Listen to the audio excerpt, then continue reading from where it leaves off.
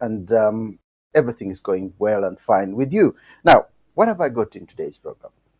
My guest today uh, is Stephen Ssali, as he will explain what we are going to discuss today. And the topic is traditional African medicine in today's world.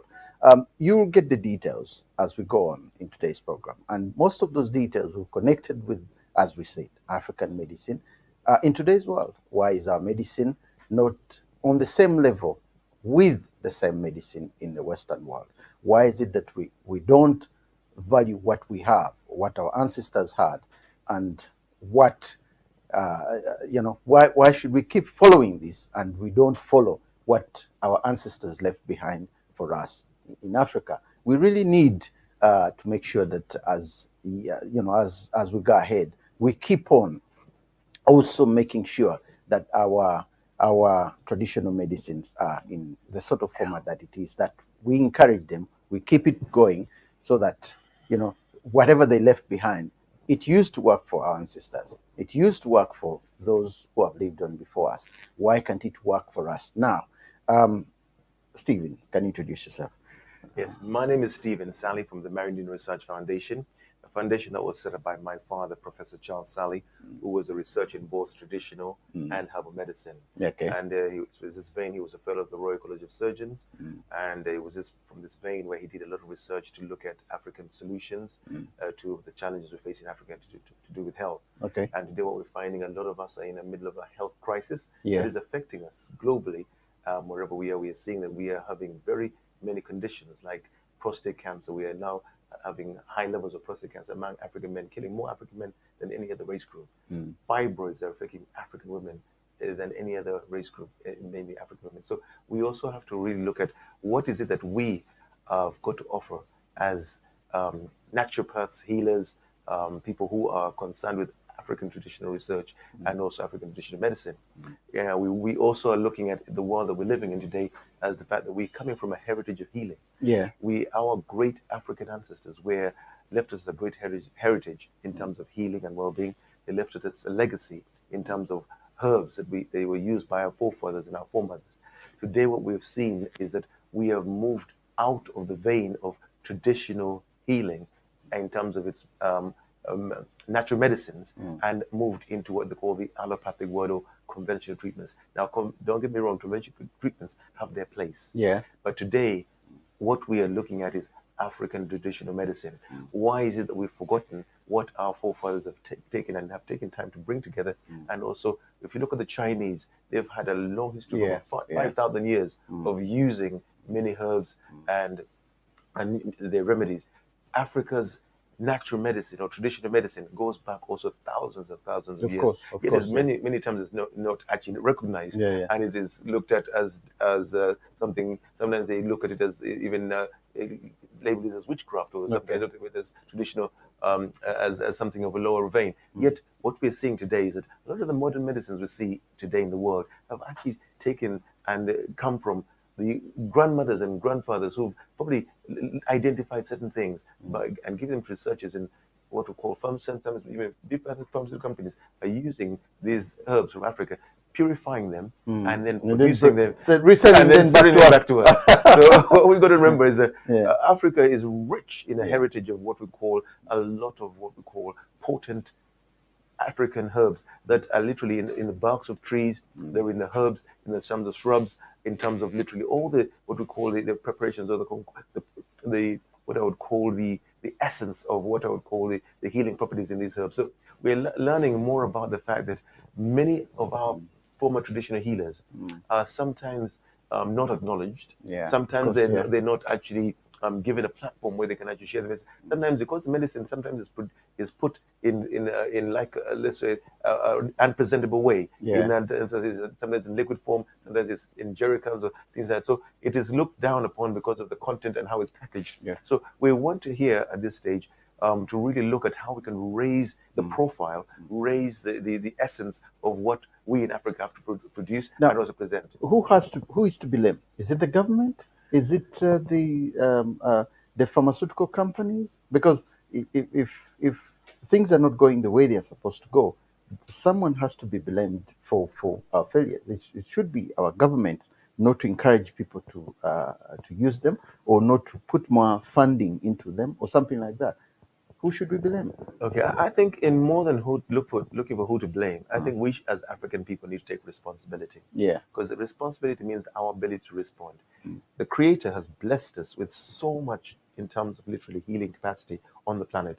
Yet many times we're being programmed and conditioned to look for everything else but what we produce. Yeah. So it means that when we look at outside of ourselves, what we're looking at is really looking for the solution outside of ourselves rather than looking within. Now, a lot of our traditional healers, in many cases, they work in a very small budget. Okay. Sometimes they Okay. don't have enough in terms of remedy to produce or to prepare. They may have the concoctions, may have labeled in a way that they may not be able to actually translate what is going on. But what is most important is that they're getting the results. Yeah. A lot of people are going there for diabetes, for high blood pressure, for conditions like bronchitis or the asthma. A lot of these conditions that we sometimes in the West, like conditions like hepatitis B and C, which have sometimes no known treatment in the Western world, are being correctly treated and properly cleared in African traditional herbal medicine.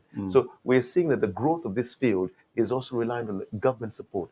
Our African governments have the responsibility as well to really bring about what we call research centers or combined corporations where African herbs can actually be combined and brought into what they call a fold, where we have an African herbal health bank, which will create what we call a space of holistic healing that will allow us to really tap into that natural medicine.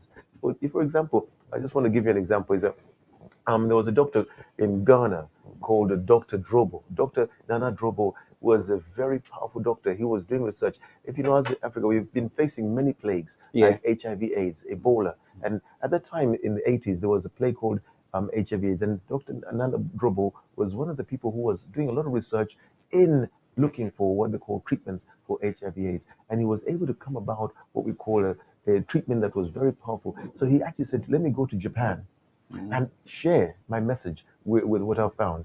And when he went to Japan, instead of when he was at this conference, he would face challenges. The fact that somebody wanted to kill him, and that You were in Japan. in Japan, yeah. So he escaped from there and came out and came back to Ghana. But the thing, what happened is that we lost such a great mind in Nana Obudu because what he had was something very powerful to bring about change in Ghana. But today, what we're seeing that the same thing. This African researcher also had a lot of power in terms of his mind, but also in Nigeria, a neighboring country.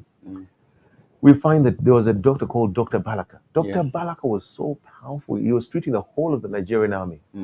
Again, with HIV/AIDS. I don't know if you experienced HIV/AIDS. That HIV/AIDS at the time in the early 80s, somebody would actually suffer from diarrhea. Because of diarrhea, they would suffer what they call loss of weight. In fact, they at some level they would actually become very opportunistic infections would actually challenge their physical body, meaning that a common cold, TB, pneumonia could kill you. So he was treating the Nigerian army. He had managed to achieve a great result by actually helping a lot of people in Nigeria. This was Dr. Balaka, and actually was able to actually reverse a lot of their conditions.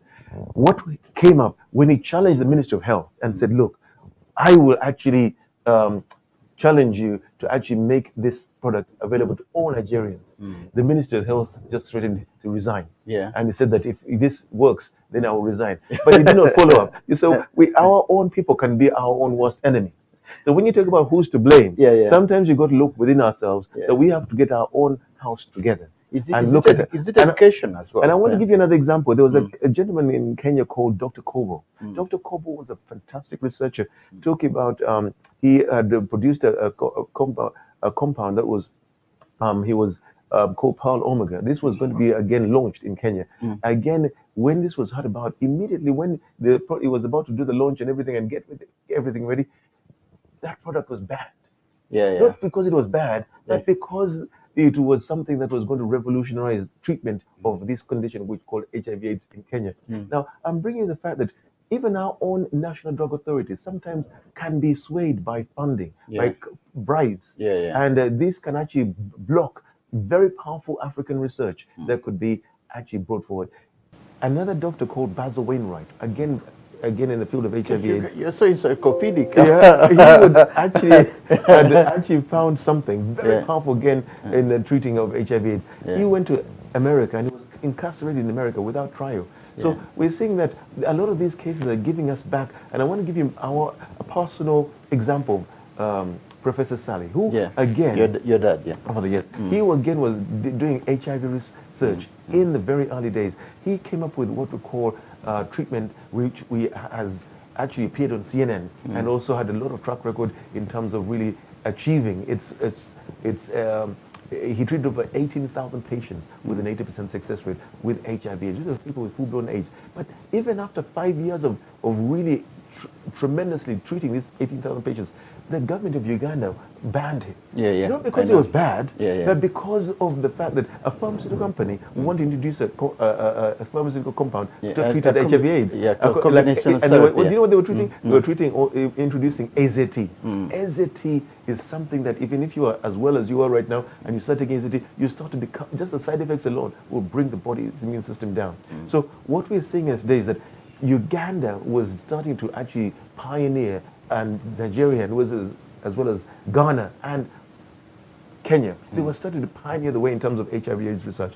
But this was stifled again by the fact that we've got agent provocateurs within our countries who may say we want to blame, but they also are contributing factors by our own people. So when I say that we've got to take responsibility, my father, Professor Ssali, he had actually he brought together what we call an organization called the African Research Scientists of Africa. He has started forming links all over different Africa, collecting different African herbal healers, those who have different things to offer, and said, let us work together. And I think in today's modern world, we need to resurrect that spirit of what we call working together as African people to produce results and solutions for African diseases and African challenges we face today. What we're facing in African traditional herbal medicine is the fact that we need to actually be very clear about one thing. There's been a lot of negative press about our own traditional herbalists, and some of them have been called witch doctors, some of them have been called all kinds of what they call negative connotations because of the fact that they say Africa's a dark continent. Nothing good comes out of Africa, you know. And this mentality has also infused us in this sense of thinking that we don't really take on what we call a sense of self-identity around how we can champion what is ours and what works. Could I say that education is maybe one of the key problems? Because if people are educated about these issues, if you go, for example, deep into villages where there are very few hospitals, and people, for example, are treating whatever diseases there's no modern medicine. They are treating whichever diseases they have using natural herbs and using medicine men that they have known over the years. The whole process of education with those who have had Western education, thinking that that is bad, this is where the problem is. So if more people are educated in terms of what we have, right from the grassroots up to the top, then they will begin respecting what we have. But because modern society, we get Western education, so everything that we've learned at school, ours is bad. Because even now, the history, you find, you go to Uganda or Kenya, you find that a child in Uganda in A-levels knows more about United Kingdom or USA than even knows about Uganda. So could it be that the educational structure has to change so that this is included within our educational structure, instead of blaming just our leaders? I think it's not even that we're blaming the leaders. And I will say one thing, and I know the point you're trying to make. It's basically very important for us to instill what we call a sense of education and also purpose of what we call owning our narrative. Okay? Many times we listen to what other people are saying and use it as a reference. But when we own our narrative, when we actually become what they call authors of our destiny in terms of herbal research and traditional medicine, it means that our traditional healers, how do they get hold of this information? It was passed down. Many generations have actually been, their fathers passed it down to their children, the children now pass it down to their children. So there is a history and a legacy of traditional medicine that has been passed down for generations across the African plain. Many times this is undocumented. So the first thing we can look at is documenting. Getting this into a way where we can actually find ways of actually storing this information in annuals or finding ways of understanding how we can begin to pull together this knowledge. Second of all, what I think also, you mentioned the keyword education. Teaching people in schools about herbal medicine, seeing it as a valid choice. Because right now, when you look at people saying it is not prettily packaged in a way that is actually attractive enough for them to say this is what is going to be the fast root cause. So we end up actually looking down on our own natural medicines because then of the packaging. It might say that one thing is that education can also begin with the fact that we are also realizing that these areas of traditional herbal medicine also come from the fact that we are also getting into the fact that people can also start in the process of really using what we call setting up, like how in this country we have museums of herbal medicine, where we are teaching people the history of herbal medicine in Africa, what it means to Africa, and also how going back to ancient Egypt, where you have the pharaohs and in the ancient world, they were also having certain herbs and concoctions that they were using. So we're seeing that Imhotep, who we now term as the father of medicine in the modern world, we say he said, "Let your food be your medicine, and your medicine be your food," because he realized also that medicine was also going to be food. But today, what we're also moving away from is that we, in our traditional African traditional medicine, food was also part of the medicinal process. So they used the medicine men were able to get certain foods, certain herbs, and put them in our food. That's why we have greens today. Anything you see now, greens weren't always there. They added them to food because they wanted the populace to heal themselves on the go. So it means that they were actually using herbs that we call greens to be part of the diet.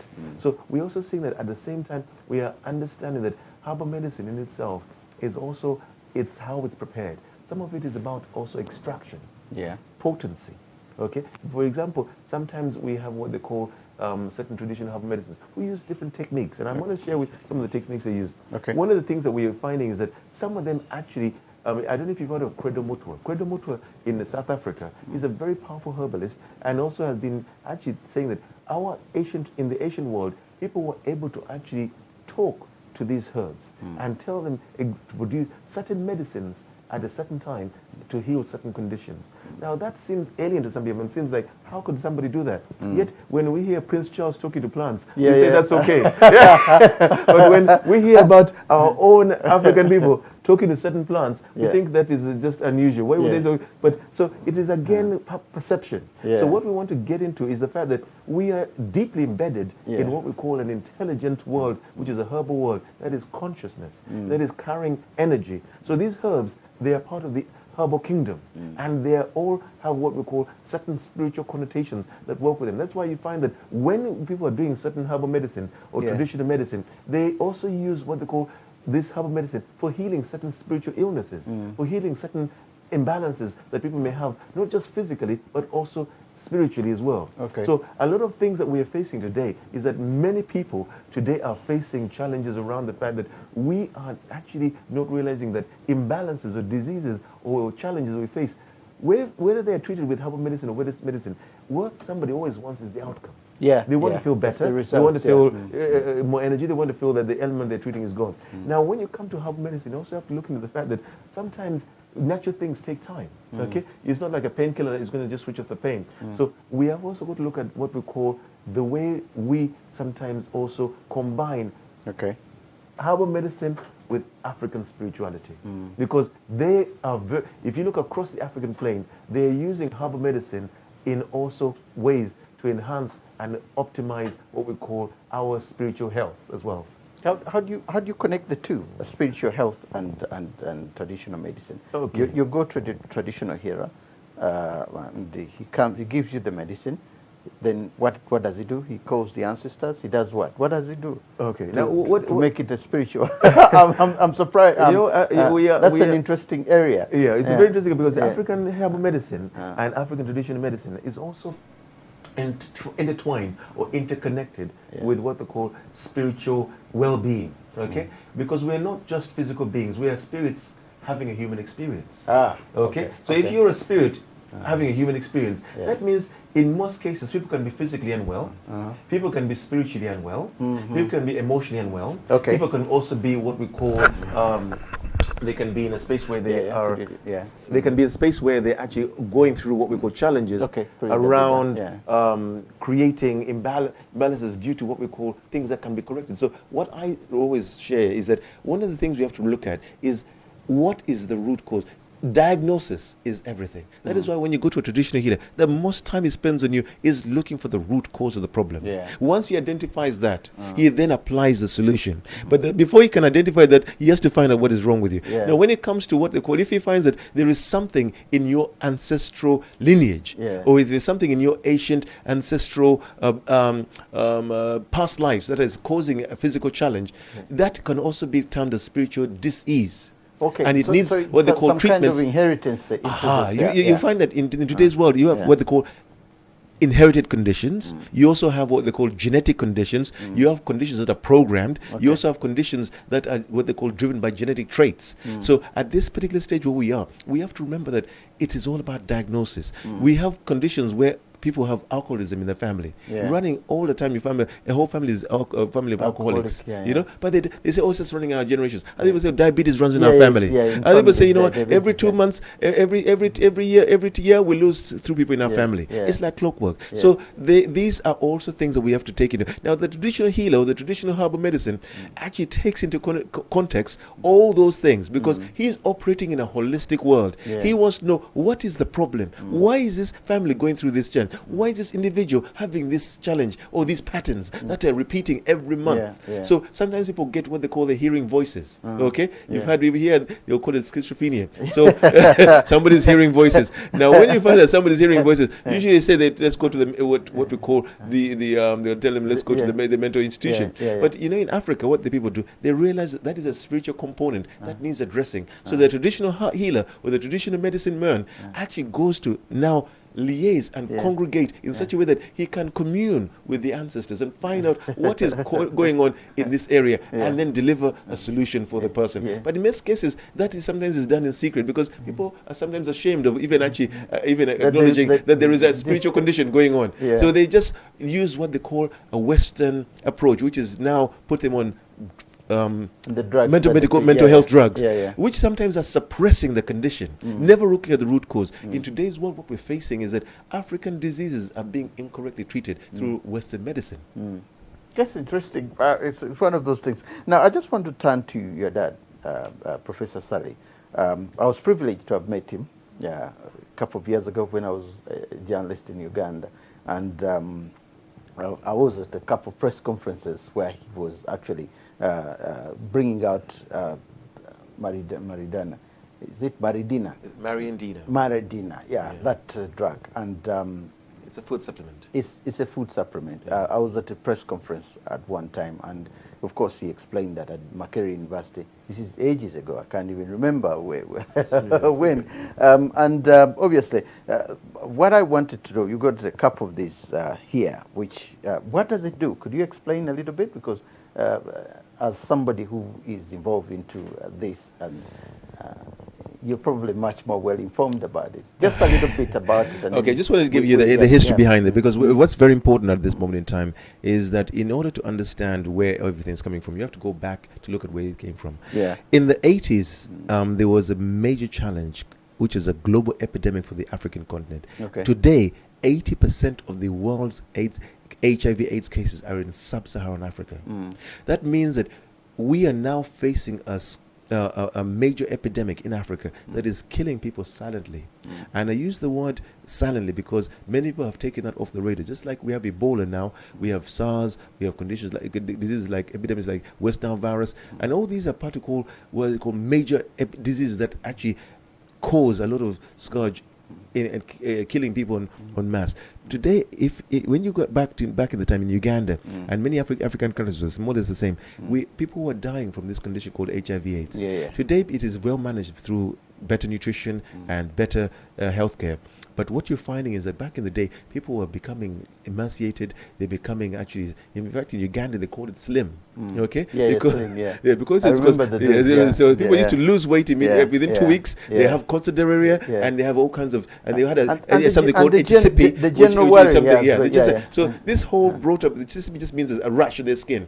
So they had this all bringing about a sense of what we call demise to the physical body. And this took place within a space of 3 to 4 weeks. Some of them went to the villages to actually die. So Professor Ssali had also done research in the 60s and 70s, which was actually to do with conditions like atrophic rhinitis, laryngotracheobronchitis, and also rhinoscleroma. These conditions originally were untreatable. in the Western world. And his research, he was an ear, nose, and throat surgeon. He standardized treatments for all these conditions up to today. Everywhere in the world, they're using these particular methods of treatment in every hospital to treat these nasal conditions. So it was from this background in research that he went and actually did research in HIV/AIDS. He found that millions and millions and billions of dollars was being spent by research labs in pharmaceutical companies to look for a cure for HIV/AIDS. But there was nothing coming out of these labs, and people were continuing to die. So he said, let me use this, my background in research, to do work in this area and develop something. So he spent 10 years researching, and he came about what we call doing nutrition research. It came about what we call a range of what we call antioxidants that he was able to put together in a range of food supplements. He called them Mariandina A, B, and J. The A he used to boost the body's immune system, give you energy, repair body cells and tissues, because anybody who knows about HIV/AIDS knows that AIDS means acquired immune deficiency syndrome. So the body has a weakened immune system, and you find that anybody with HIV/AIDS will actually have what they call all kinds of diseases. I mentioned earlier on TB, pneumonia, bronchitis, asthma, all kinds of things, and even high blood pressure would actually challenge the person's physical body because of the weakened immune system. So what he was able to also do is boost the immune system with this, and also work at repairing the body's capacity to heal itself. He also found that because HIV was a virus, actually there was viral particles that were weakening and finding a weakened immune system and multiplying. So you have what they call in HIV the CD4 count, which is the measurement of your immune system, and the viral load measurement, which actually is now one which actually measures the viral load. And he produced Mariandina J. Mariandina J was basically an antiviral formula. Basically has 29 herbs in there, basically focusing on reducing the viral load in the system. He also found that a lot of people had hormone imbalance. So he produced a product called Mariandina B, which boosts the body's hormone imbalance system and helps the circulation, and also optimizes the body's capacity to produce energy. Because people in HIV also had low energy. Now this product, he found that not only was it working with just those HIV/AIDS patients, he was able, like I said earlier on, to treat 18,000 AIDS patients with an 80% success rate. No doctor has been able to duplicate that record, even up to today. So his work was featured on CNN in 1995. They showed his work on CNN. He also was invited to Qatar in the Middle East, where he was a leading doctor talking about healing and nourishing the body through nutrition, but also helping the body to heal from diabetes through nutrition. And he was able to actually alert doctors in Qatar in the International Diabetes Conference, and he appeared in the Peninsula newspaper in that country. Then he was also invited to the USA by Dr. Garth Nicholson, where Dr. Garth Nicholson was doing research on Gulf War syndrome patients. I don't know if you've ever seen someone with Gulf War syndrome. Gulf War syndrome also has similar symptoms to what we call HIV/AIDS. And he was able to actually work with Dr. Garth Nicholson and also supply this product to people with actually Gulf War syndrome, and they responded well. They were able to get back into a state of balance and health. Today he worked with a German who had actually had Ebola. One German came to him from Germany and he had contracted Ebola in Germany. So he came and said, look, I have something here that I can't explain. And Ebola is, as we know, is a very deadly condition. Within days you can die. So he actually was able to use the same supplements, Mariandina, to actually combat that. And we have the name of the doctor. He's a doctor who was actually being treated by my father, and he was also able to recover. So why is this why it's important? Because Professor Ssali's work has always been about one thing: using nutrition as a way of empowering the body to heal itself.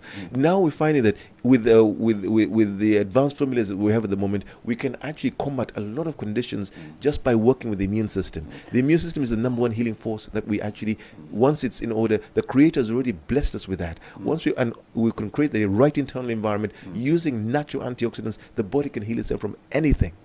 The question is, why was it challenged? That is a very good question. The reports, there was in Tuatwa, there was a number of all the leading, he faced very huge challenges, just like the rest of the other African medicine healers. These challenges, but in particular in Uganda, why? Okay, I want to share with you one thing. We are in a time where we are seeing that a lot of what we find that, when I said to you that sometimes we have a situation where in Africa, when somebody comes up with something that is revolutionary for Okay. its time. Okay. People don't understand it. People sometimes mistake it. So Professor Ssali in 1988 was talking about nutrition they talk about today in 2019 at the high end of it. And he was ahead of his time. Yeah, exactly. And because he was ahead of his time, people were only used to conventional ways of dealing with things. They never looked at nutrition or antioxidants in their full capacity. Yet he had done a lot of research to optimize the body's healing. Now, because he was a fellow of the Royal College of Surgeons, because he was somebody who'd spent time in African traditional medicine, he'd worked with a lot of traditional herbal medicine healers in Uganda. Today, in Uganda, we know that the medical and dental board in Uganda had actually stopped Professor Ssali from actually deregistered him as a doctor. So the reason why they did that, not because the medicine didn't work, that because of what we call petty jealousies. And I use the word petty jealousies because of the fact that he was said to his fellow doctors, let us work together. You can use this product to help our country to heal together. But what happened is that he, in a sense, even in many cases, approached very many people in high levels to try and get this product awareness out there. And he actually did he organized a conference for African researchers in the international conference in the conference center in Uganda, and invited Africans from all over Africa who are doing traditional research, and set up this African Research Scientists Association of African Research Scientists, and he set that up in Uganda, and he started working with his fellow traditional herbal healers. But what happened is that doctors, in many cases, were not at that particular time were not aware of what we call the benefits of natural antioxidants in healing conditions. Today, what you find is that if you look at the curriculum of doctors today, they only spend 5 hours in learning about herbal medicine or nutrition, even that at all. 5 hours in a 5-year program.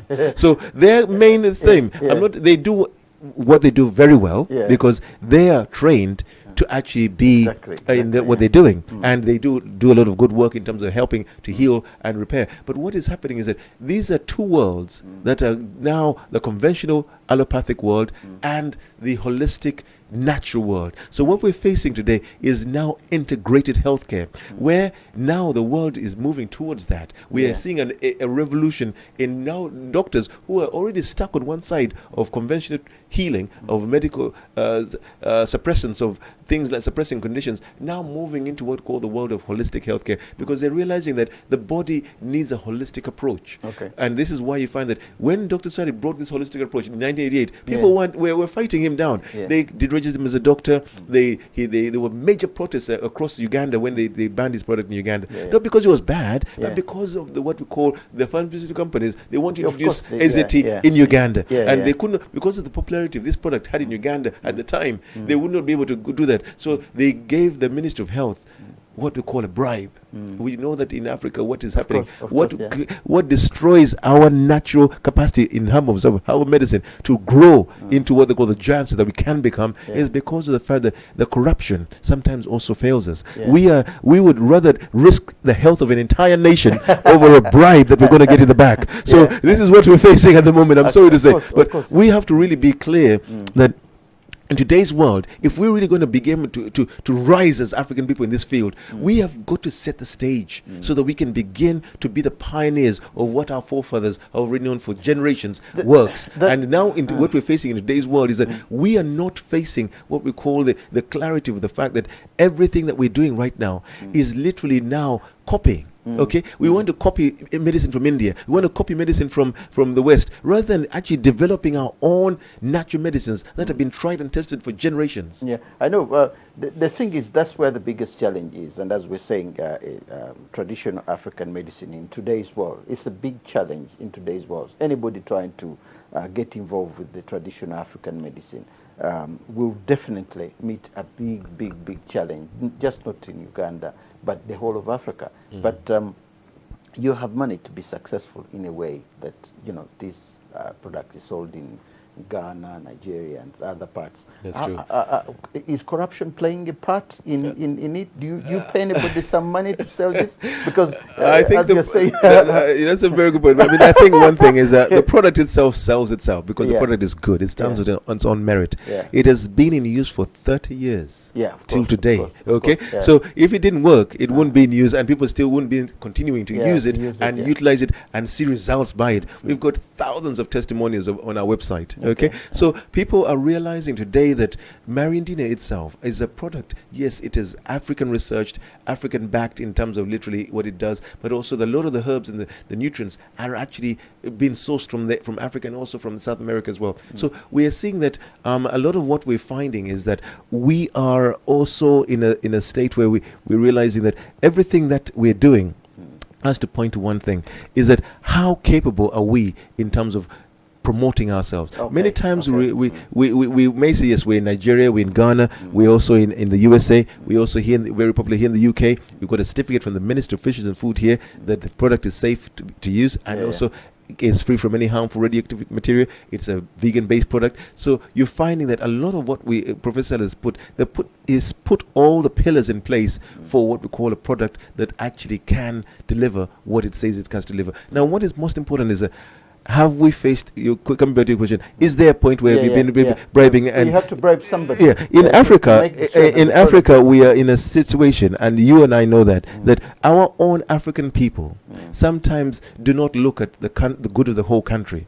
They're looking at the good of their own pocket, or maybe it's the secretary, maybe it's somebody, is a national drug authority leader. He may not actually look at that. He may say, "How may I eat from this?" Yeah. Okay. Of course, And this is our yeah. challenge in what we call growth of African traditional herbal medicine, because when there's no money in it, they don't touch it. Yeah. You see, Yeah. if you can't give him something to play with, Yeah, he's looking for somebody who is from like maybe a Western company is going to offer him what they call. That is why you find that a lot of us will lose ethics around medicine or traditional herb medicine, because many times it requires what we call a price to pay for things to be accepted or to be noticed. Now, many times you've got very many powerful, authentic medicines across Africa that are many times looked over, not even applied in any way, because of the fact that there is no money behind them. There's no backing. There's no financial backing, and there's nobody interested, because disease management is big business. Yeah, of okay. course, of course. Disease,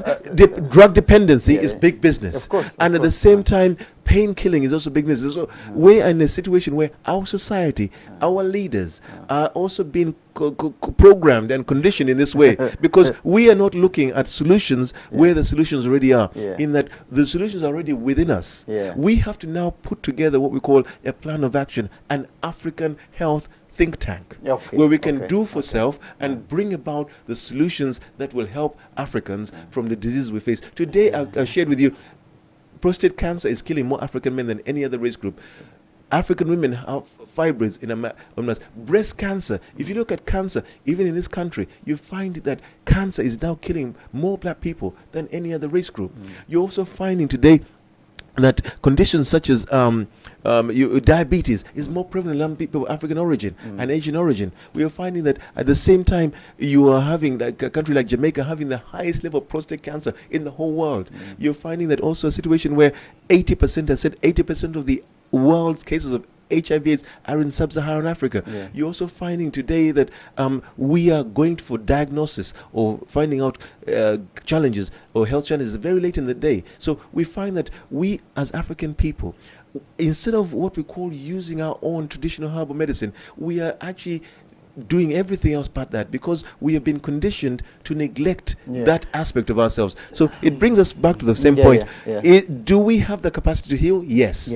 Do we have the capacity to produce our own medicine? Yes. Do we have the funding to do it? Is the key question. Right now, we as healers or traditional herbal medicine specialists, so we are also looking for what we call backing. Finances to expand our brand, to expand our company across, because we have got and we can't say as African people we don't have the money. We have so much money on the continent. In fact, people are coming to Africa because the money is in Africa now. So you can't say we don't have the money. But we happen to be labeled among the poorest in the whole world, and sometimes the sickest, because we can't heal ourselves. Yet the medicine has been left by our forefathers. Yeah, I know. And foremothers. I know. I agree with you over there. And there's a case in Congo Brazzaville.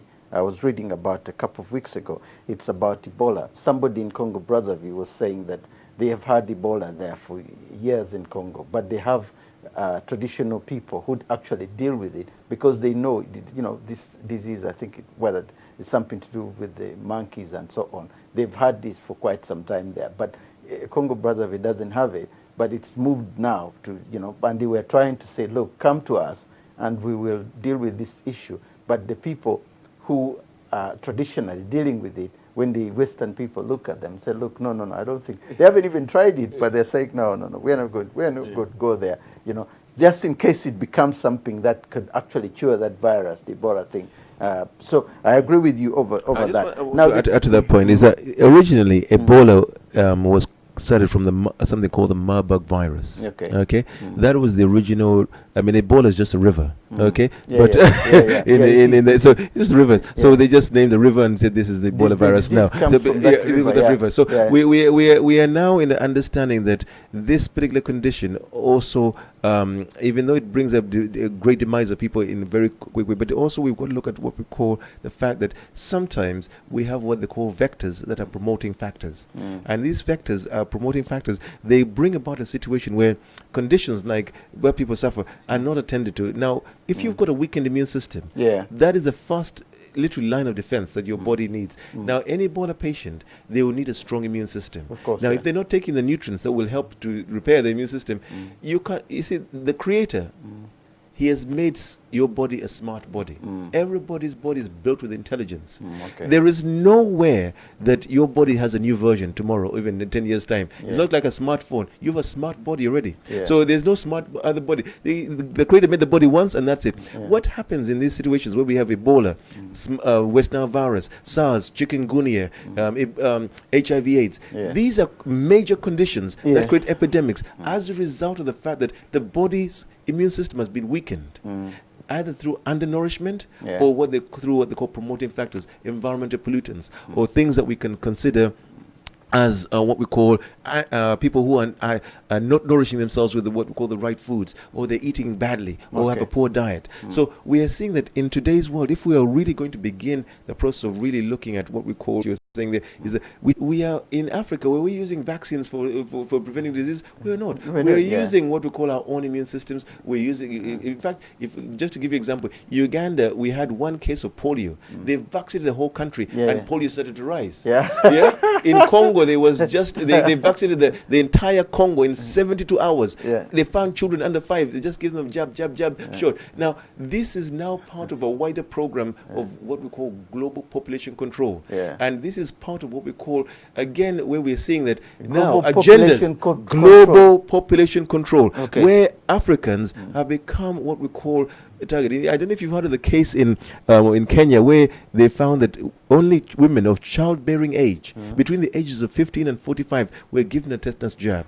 Now, Catholic priests are the ones who said they were shocked by the fact that a lot of women were starting to become miscarry. Some of them became sterile after this jab. They found in the jab there's a hormone called HCG, which first appears in women when in the first 2 weeks of pregnancy. When you administer it in a shot or a jab or a vaccine, it actually causes the woman to produce antibodies, anti-HCG bodies. Human chronic gonadotrophin is the hormone. So that caused them to become sterile. It caused them to miscarry. Today, a lot of what we're considering as what we call has become the modern solution. They're saying everything is mass vaccination. And today in Africa, you have mass vaccinations across the continent at the moment. And this whole journey designates traditional herbal medicine, because we are not going back, and we are relying on what we call, again, a solution that has been brought in and has been programmed into our sense of self. And then people will fight and tell you what, but I want, if people are listening to us, you can look at a website called VacTruth, because in vactruth.com you can actually find a lot of information about what I'm talking about. It's not something that I'm just talking from the sake of just picking things, ideas. There's a lot of information on what I'm sharing, and what I'm sharing with you today, when I talk about global population control, you can look at the book book called The River by Edward Hooper, talking about this, and also a book by called Emerging Viruses, HIV/AIDS and Ebola by Dr. Leonard Horowitz. These Stephen, books are telling us all about these things. Stephen, you're going into an area that we lay people know very little about, and it's such that if these whole issues are happening around us, and the education that we have, and none of us is actually saying, look, we need to do something about it. Because my genuine worry is that unless there's something that we can do about it, if this knowledge is out there and our leaders are not doing anything about it, what should we do to try and say, listen, this is the direction we need to go? Because sometimes it takes something small to actually reach the top. They are not listening, but people like you who have gone through all this and have seen what's happening and what's coming up in future, this is where you need to go and say, look, publish books, publish issues, let the world know, and let our people know that things of this particular nature are happening. I think this is your point, and I really want to bring in this here because in Africa, we are seeing what I would call a lot of what we call medical tourism. Okay? People, the leaders in the country, when they get unwell, when their family is unwell, they fly them up to Germany or to America or to India for treatment. But the local people, they can't get access to that sort of flight to medical tourism. So we end up suffering from what they call conditions and diseases because of what we call lack of what we call attention to what we call situations that could be easily solved by research into these areas. So what we're looking at as well at this stage is also to find ways of creating awareness. You said the key word is that our situation is also the fact that where we are at this stage is that people and responsibility comes from the fact that the leadership also needs a process of education around this area. Okay? That's the major issue. In many cases, I've said to you, our challenge as Africans on the continent and off the continent as well, in the diaspora, is that many times the people who are in the know are never accessing the Minister of Health in a way. So the Minister of Health, in his mind, in most cases, is always looking at the conventional route of treatment for all the hospitals in the country. Ask yourself, how many hospitals in Africa actually have a center of herbal medicine involved in what they're doing that actually treats? Now, I was in Ghana and I went to the Noguchi Institute. Now, this is a institute in Ghana that is specifically designed around for herbal. local, So it encourages and so these are things that we are seeing that this is now beginning, but we are seeing that a lot of our major hospitals in the African continent are lacking in this sort of integrative capacity. So we're not actually introducing natural herbal medicines into our foray of really hospital arrangements in terms of healing, investigative analysis, things. Yes, we have what they call modern equipment like PET scans, blood tests, and urine tests, and these are all fantastic and great. What we also need to realize is that the more we actually look at a holistic platform, the more we can actually engage in what we call using our own talents and also funding them, because we can now invest in research with our African researchers to really pick up and also present at conferences, because many international conferences are held on the continent, but herbal medicine is never talked about. They're always talking about what we call what has been discovered in Sweden, or what has been discovered in Australia, what has been discovered in America, and that's all valid too. But what about our own research and what our own researchers have discovered on the ground? Right. Maybe something is going to change, because from what I've heard, the Chinese are in Africa. And they use a lot of this herbal medicine. Remember, they've got a history of 5,000 years. They've had it for 5,000 years and so on. Now, they've discovered themselves that once they're on the continent, then they don't really need to import anything from their own continent to bring it to Africa, because everything is already there.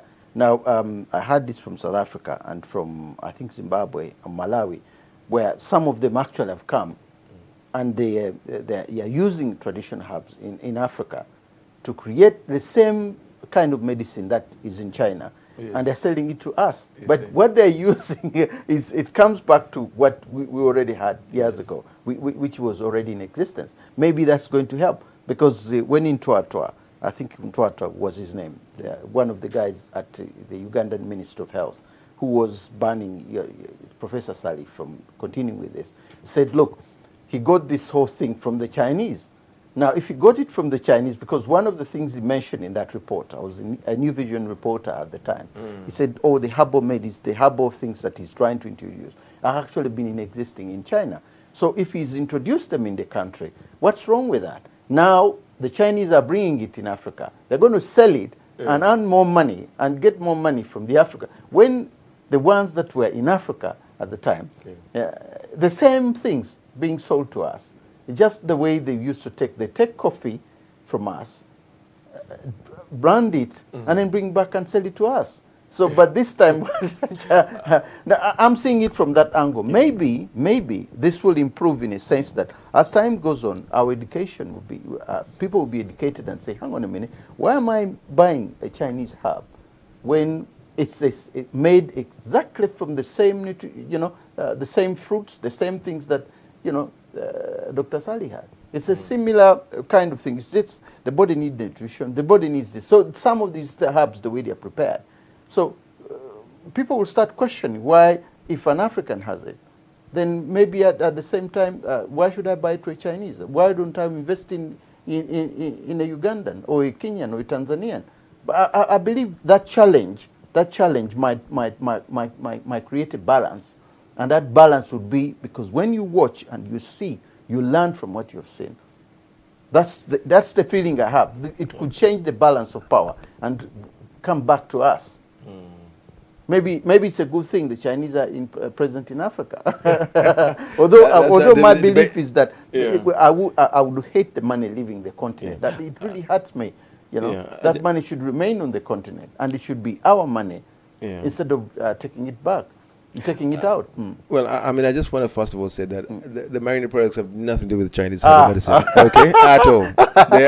There's no Chinese herbal medicine there. They were originally researched. Remember, Professor Ssali was a researcher. Okay, he researched into this area of holistic herbal medicines and nutrition in using what we call antioxidants like vitamins, minerals, adaptogens, tissue salts, things of that nature. So he spent time looking at this very early on, before nutrition was even was something very popular to be utilized. He looked at the work of Dr. Linus Pauling and many other practitioners. But we are not taking our herbs from Chinese world. No, that is totally wrong. So I also want to say that China in itself has its own legacy of healing and of herbal remedies and things like that. What we're also looking at is that I want to bring it to this idea.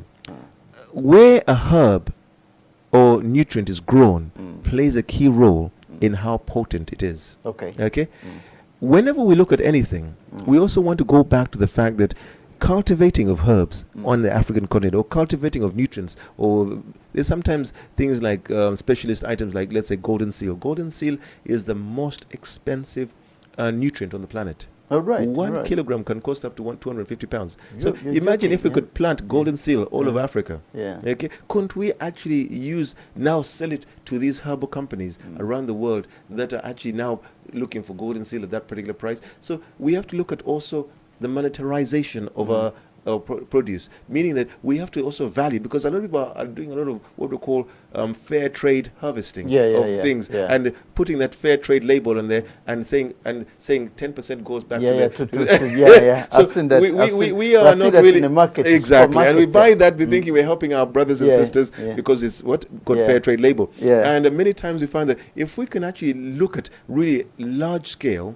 wholesale growing of these herbs in a way that can actually give back to our people and also cut down on the medical bill, because you see the country's medical bill right now in any African country is very high. I know.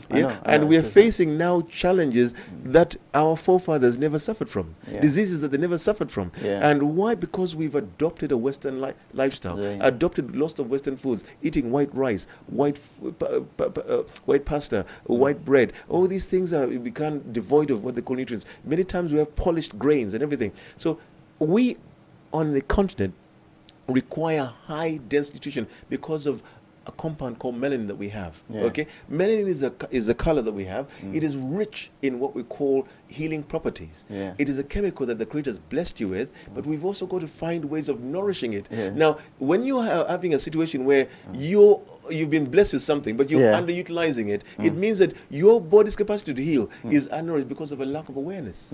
And today, what we're seeing is that when you look at the Chinese coming onto the continent, and you're saying that they're looking at missing gaps in the window. We haven't developed our own stuff, so they're coming to develop it for us. Now, but we're not going to benefit from them like we think we are. They're developing it for themselves, and you find that in Uganda, the Chinese, for example, are excavating a lot of soil and taking the soil in a huge, what they call containers, straight to China, because in Uganda the soil is so fertile, you just drop a seed on the ground and it fertiles. So imagine if we were growing herbs and the quality of herbs and the quality of what they call nutrients we could produce just from, let's say, herbs like gotu kola, guarana, or ginkgo biloba for memory, or many things. These are things that you find in a lot of our products, Mariandina. You find that Professor Ssali has selected a lot of these things based on value.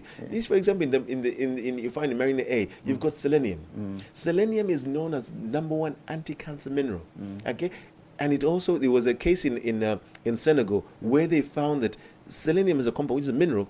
They had in Senegal, there was a country there was in a village there that virtually nobody had any heart disease, and doctors were baffled. They came from all over the Western world to that village, and they found that virtually nobody in that village had any form of what they call heart disease.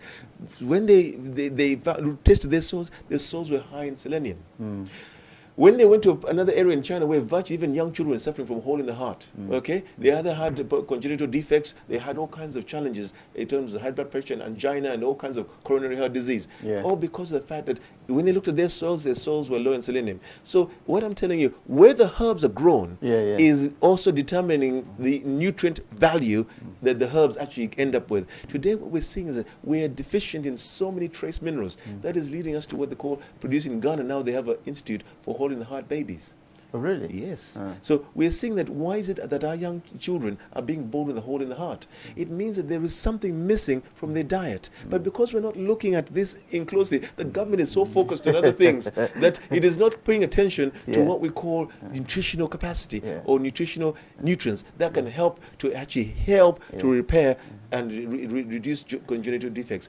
Professor Ssali wrote a paper called The Unified Field Theory of Nutritional Causation or Disease Predisposition, meaning that whether a condition was viral in nature, bacterial in nature, whether it was congenital in nature, whether it was degenerative or any condition of that nature, can all be traced back to some nutritional deficiency. If you're lacking vitamin E, it's going to affect your heart function. If you're lacking selenium, you're going to affect your heart function as well. If you're lacking copper is essential for melanin production. If you're lacking things like chromium is essential for your pancreas to function well. If your pancreas doesn't have chromium, the islets of Langerhans, which is cells that produce insulin, are compromised. You can't produce your own insulin. If you're lacking magnesium, your muscles can't relax properly. So you have to know about all these things and how they affect the system. Now, what Professor Ssali has done is bring together a whole spectrum of nutrients, put them in these supplements called Mariandina, but also provided them in such a way that they can actually produce a result. Today what we're seeing in the herbal research is that we are not looking at what we call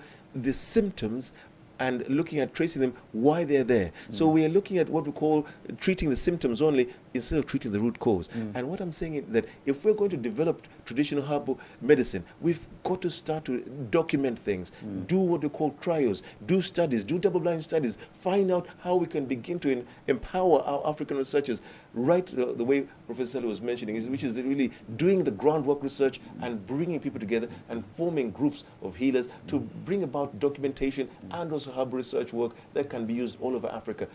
The African Union has a responsibility for that. Yeah, of course I do. So we have to really look at how we can engage the African Union to really embark on what we call pulling our African brains together to solve our problems. I was going to really ask that, but if I had my way, I think I would have given you a medical degree straight away. You don't really need to go and study it. You don't need to because of the explanation you're giving me here with all the nutritions, the ions, and these are kind of stuff that well, we did this at school at some point, but they're not existing in my head. They're no, I'm sure maybe our listeners and our viewers are watching and they're existing. They know how we should, how should we make sure that this knowledge that you have, for example, now like you're very well informed. In fact, your knowledge is encyclopedic, if I have to say that, in terms of the nutritions and so on and what is really needed. Is that we learn these things at school and then we leave them there. How should we continue with this sort of education so that we are aware how to take care of our bodies? Because it seems the key thing here is that what you eat is extremely important, because the body, it helps the body fight the immune system. It helps the body's immune system, into fighting diseases and so on. Somewhere along the way, we go off track as Africans, because we have all these things back home. We have all the nutrition, everything that you've mentioned that included here. But the thing is somewhere along the way we go off the track. How can we remain on the track so that if these diseases we are to fight them off, we need to have these things in our bodies?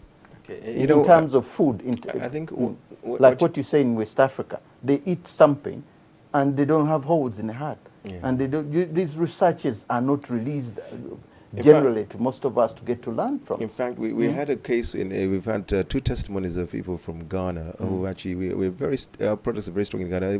We've had somebody who actually was using our Mariandina syrup, and he was actually able to close the hole in the heart. Oh, really? Absolutely. Yeah. And the person's ready to give the testimony. There's three babies that have actually gone through the same process, and they've actually. So we're working with some of the local hospitals there to see how we can actually do further trials in this.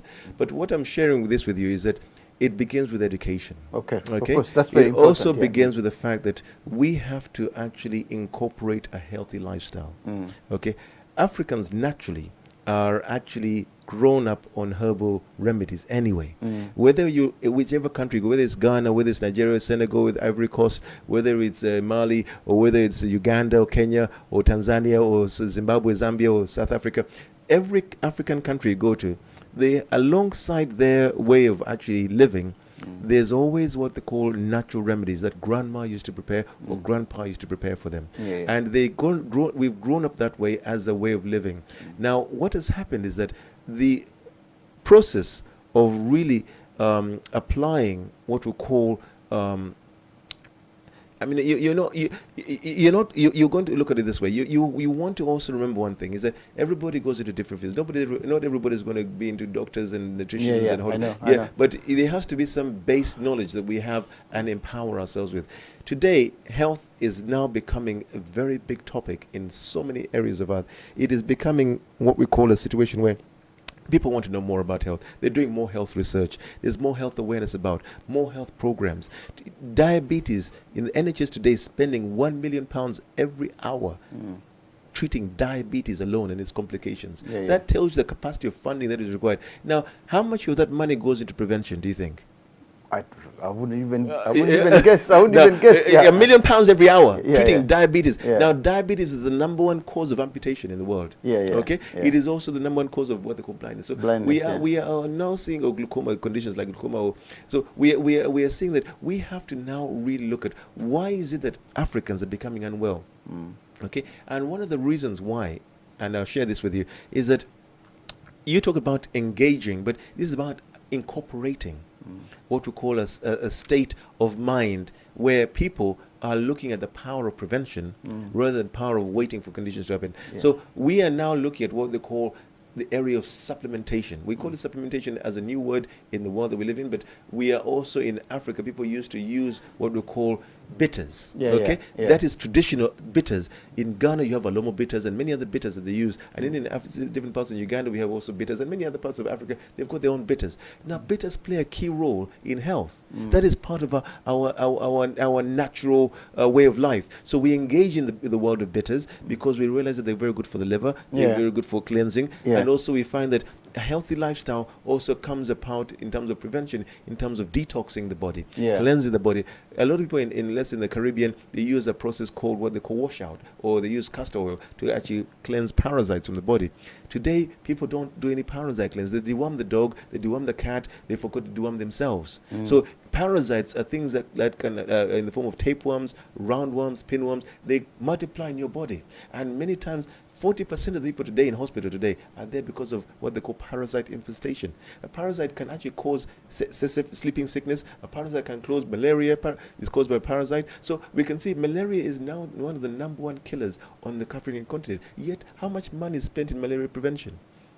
People are actually not spending time to look at how we can actually use even things like quinine. It's from a tree. Neem is also from a tree. So there's a lot of things that we can use that are herbal trees that nature has already provided the very base of healing from. So we are looking at this in the sense of the fact that whenever we look at any form of program of education capacity, it has to begin with the children by introducing it into schools and making the curriculum, an aspect of the curriculum, part of what we call traditional herbal medicine being taught in schools, or being engaging in what they call workshops that help to encourage children to move into this field. Because a lot of people who are now traditional healers, they started off with their parents introducing things to them in such a way that brought about interest and awareness. And that's where we are.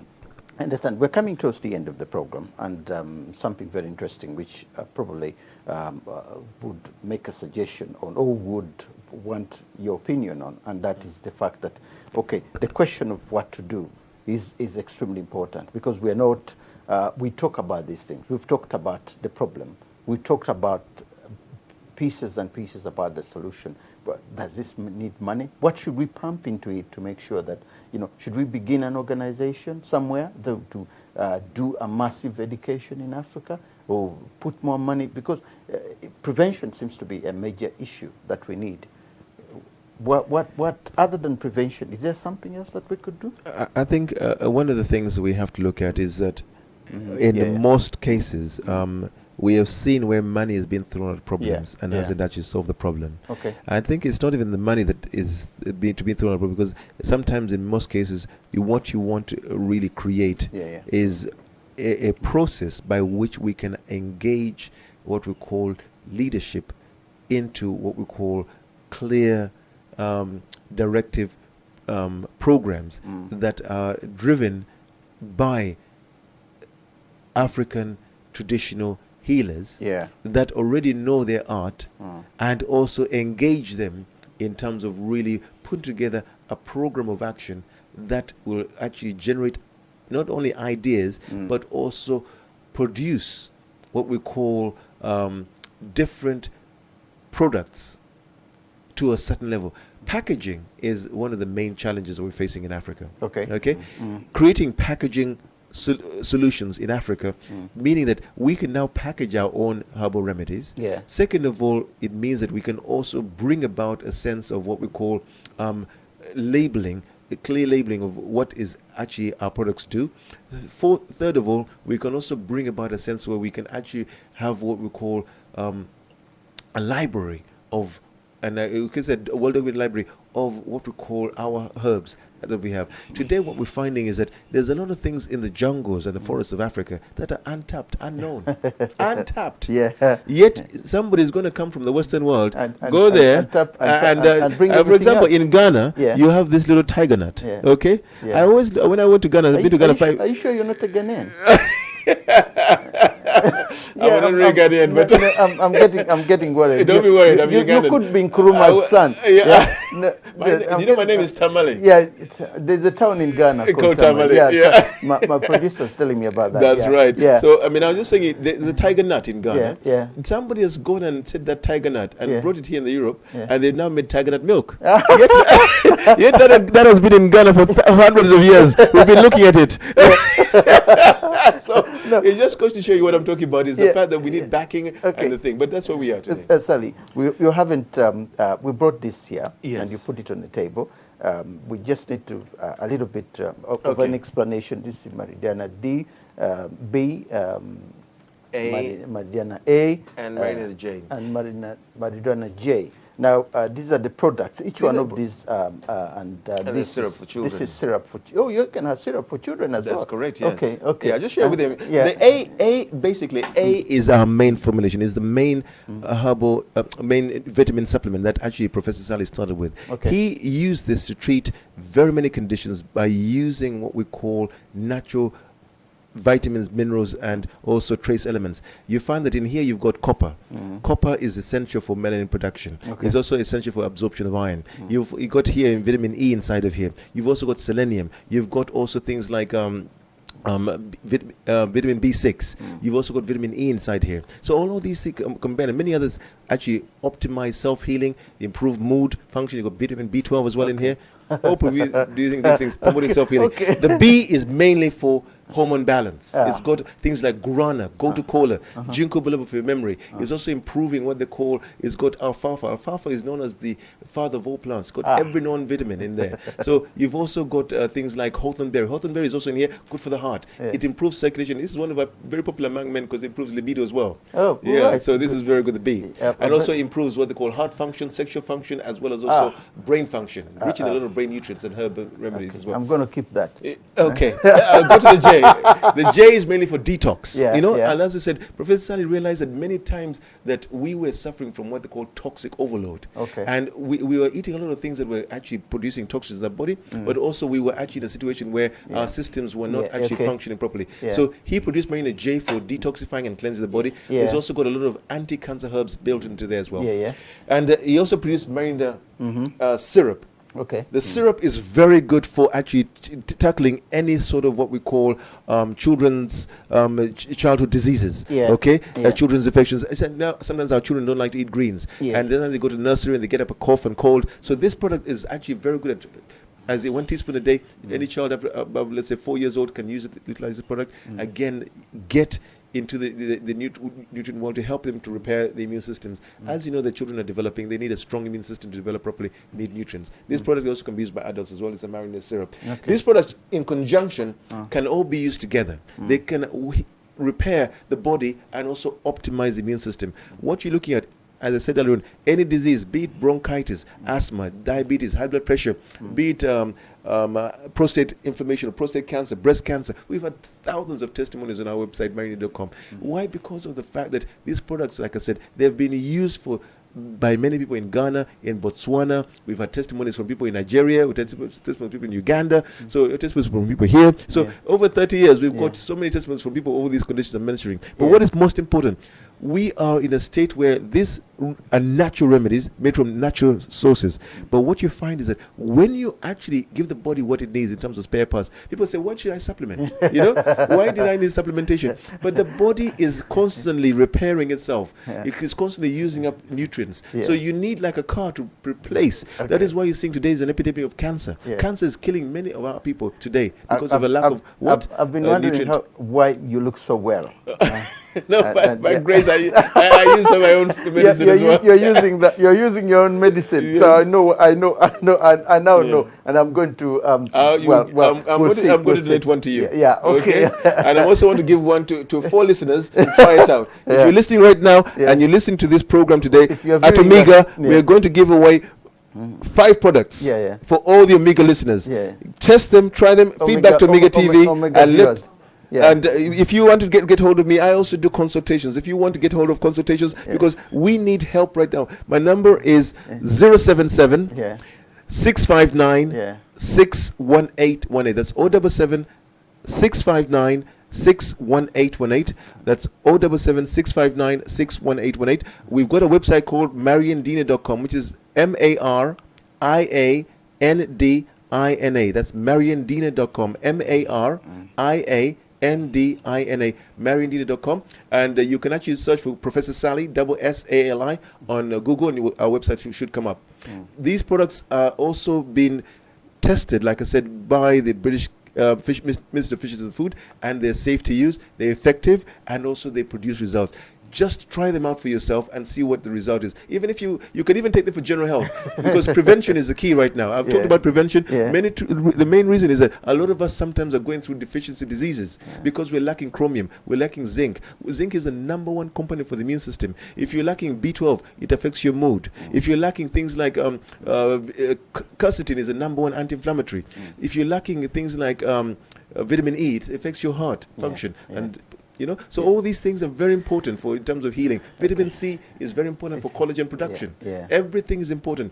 Nutrients are the key component for providing what we call the basis of what your body is made of, because every cell requires good nutrition. Okay. And many times, what is failing us today in Africa is that we are undernourished and expecting more from our body. Yeah. And so, what you find that a lot of the food we're eating is highly processed, highly refined, and highly sometimes polished to the fact that we're losing the very essence of the husk. We should be eating more raw foods, fruits, and vegetables. There's a key role in terms of enjoying these things. But what we have to remember is that a lot of our produce is covered in pesticides and herbicides and all kinds of things. So we're also taking a lot of toxic material that also needs to be cleansed out of our body. Okay. I don't know what to say with the knowledge that you've given out there and the knowledge that I've received today. I'll keep going over this, and I think I've learned quite a lot. I just want to thank you so much for coming here today and explaining this to us and giving us an overview of the products that you have and the problems that African medicine researchers are really facing on the African continent. I just want to thank our viewers as well for viewing us today, and I do hope that next week I'll have Mr. Frank Akil, a former broadcaster and founder member of the Voice of Africa Radio a long time ago, who is the CEO of Diaspora Publications here in London. He will be here to tell us about a petition being organized by, being launched by Congolese in exile, or in Congolese in diaspora, in terms of the ban that the American government has put on a number of Congolese that include Corneille Naga, the president of SINA, that's the Electoral Commission in DRC, and his vice president Norbert Basenges, who resigned, by the way, a couple of months ago, and Makolo Basengezi, who was a special advisor to Sena. This petition is coming up. It's a political thing, and they want to find out why,